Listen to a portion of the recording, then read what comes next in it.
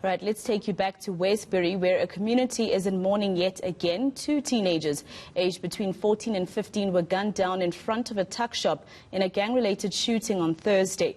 Residents say they are tired of living in fear. Our reporter Mangoba Mkunu is following those developments. Mangoba, I'm not sure if you can hear me this time, but we've heard so many of these sad stories coming out of communities such as Westbury. What are community members telling you about what happened on Thursday?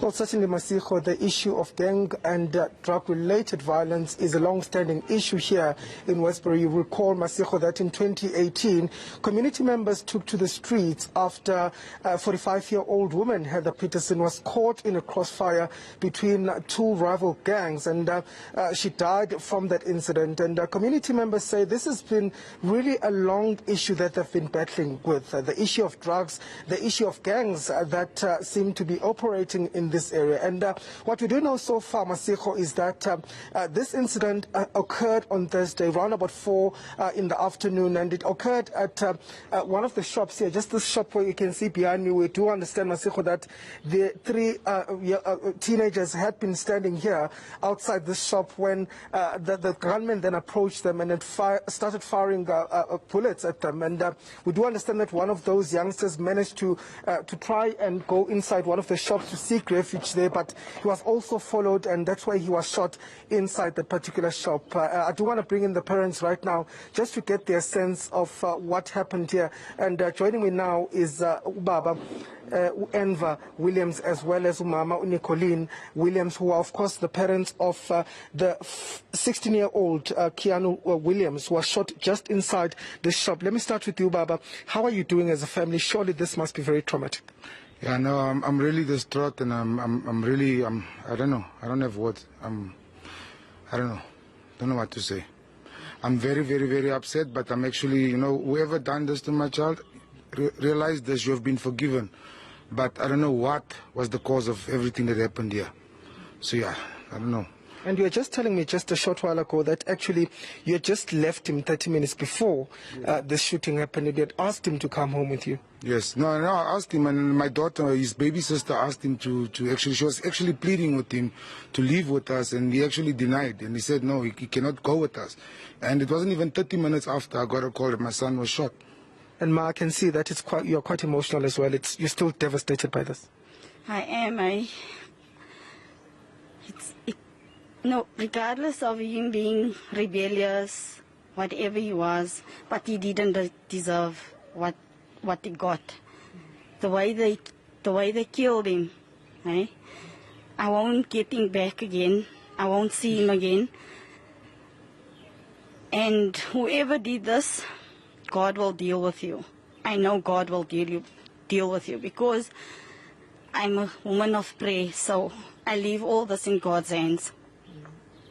And Baba, I mean, obviously, I know it's a bit difficult for you, but at this particular point, do you have any indication of what was the reason or perhaps the motive why he was shot?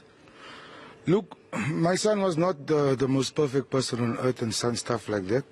I used to coach him on a lot of things and stuff, and but I know for a fact that he started changing his life now recently. He started working and stuff like that, and so I don't see a reason why they should have killed him like that. And I don't know about anything, because I know a lot of people around here, and a lot of people knew that was my son. So I don't understand why would they have want to kill him, because I know he never had any enemies that I knew about. Maybe he knew about his own enemies, but I don't think that there was a reason for them to kill him in this way. Okay, and in terms of the police investigation, Baba, what are you hearing so far? Are there any leads as to who might have done this? So far I haven't heard anything, but one thing that I want to highlight is this investigation should not be done by the police around our area, or let me name it, by Sophia Town Police Station. It should be taken to another office or to another district or something like that, in order for me to, for us as a family to get justice for our children. Because if it can be handled by these police here, nothing will come from this. And in terms of funeral plans, have you laid him to rest yet? What are the plans? We haven't laid him to rest because of the Holy Weekend. So we can only do that the coming Tuesday. So then we'll have to go and identify the body, and then we have to take it from there. Okay. And just on your side, Baba, I mean, as a family, I mean, you were just saying that the sister is also not doing well. How are the other siblings coping? Well, you know, just this morning, his baby sister said to me, "There, please go fetch my buta." And I don't know how to tell her where the buta is. You understand? I don't know. It cannot come from me to tell her where her brother is. I mean, maybe somebody else. I told her already what happened, but she wants to hear it from me. And, you know, as a family, we're struggling. I mean, obviously now they've taken a life you know, it's a part of me they took, part of the mother they took.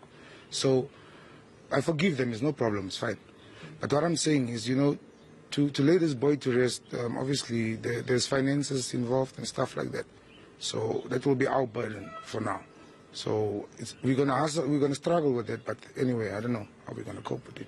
Okay. Thank you very much for speaking to us. The parents of one of the 3 teenagers, Masigo, that died here, saying that it's quite difficult. As you can hear, they're still quite traumatized. And we did also try to reach out to the other families. We do understand that one of the 3 teenagers was shot in the stomach, and he is currently in hospital where he's receiving treatment. But most of the families, Masigo, quite devastated and still traumatized to even speak to us about what happened here. And very sad that the community of Westbury, Manroba, till today is not trusting of their local police station. Thank you very much. We'll leave it there. That's my colleague Manroba Mkunu out in Westbury for us.